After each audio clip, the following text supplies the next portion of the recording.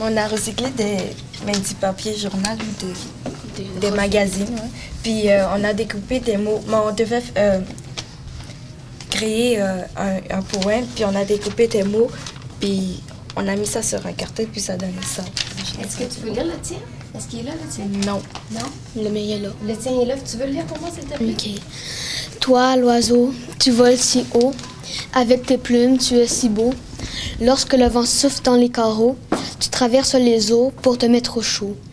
Tout a commencé dans le berceau et tout a fini dans le tombeau. Au début, je cherchais un titre pour essayer de trouver des liens pour que ça soit plus facile, puis dans ma tête, ça fonctionne. Puis j'ai fini par trouver des affaires. Fait que là, j'ai mis ça en poème, puis j'ai écrit. Est-ce que tu es content? De mon poème? Oui. Ah, quand même, ça a fait un beau travail. La vie dans la jungle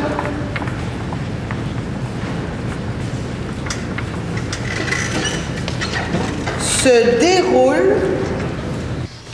C'était dans le gymnase. C'est la directrice qui faisait. Puis pourquoi? Parce que c'était la semaine du français. Ça pratique mon français. Oui. Le français, c'est compliqué, hein? Sauf que est-ce que vous pensez que de travailler le français, ça peut vous aider à faire autre chose après? Oui, des fois. Ça peut vous aider à faire quoi? Des rapports, si tu dois faire un rapport à mener, écrire des lettres à tes parents sans que ça soit plein de fautes. À chaque fois que tu as quelque chose à écrire, si tu vas être capable de le faire sans faute. Oui, ils aiment ça. Ils disent souvent qu'ils n'aiment pas ça, mais quand vient le temps de... Parce que ça dépend des dictées et des sujets. Quand tu vas chercher un sujet qui les intéresse, c'est facile d'étudier. Il y a des dictées qui se font surprises, puis il y a des dictées qui sont préparées, il y a des dictées qui sont dirigées. Quand on donne une dictée dirigée, c'est pour aider les enfants à réfléchir, à faire des accords. Des fois, on va leur donner un mot. Donc, ce que je comprends, vous croyez à la dictée? Ah oui. Moi, ça fait longtemps que j'en fais.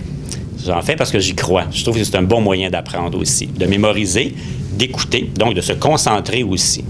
Pour arriver à l'acte d'écrire éventuellement, il faut qu'un jeune adulte, un préadolescent, soit capable d'écrire avec une certaine fluidité aussi. Donc, c'est en passant par la dictée et à apprendre, c'est comme ça qu'on apprend nos règles aussi, hein, en les revisant, en lisant, en écoutant. Là, on finit par écrire.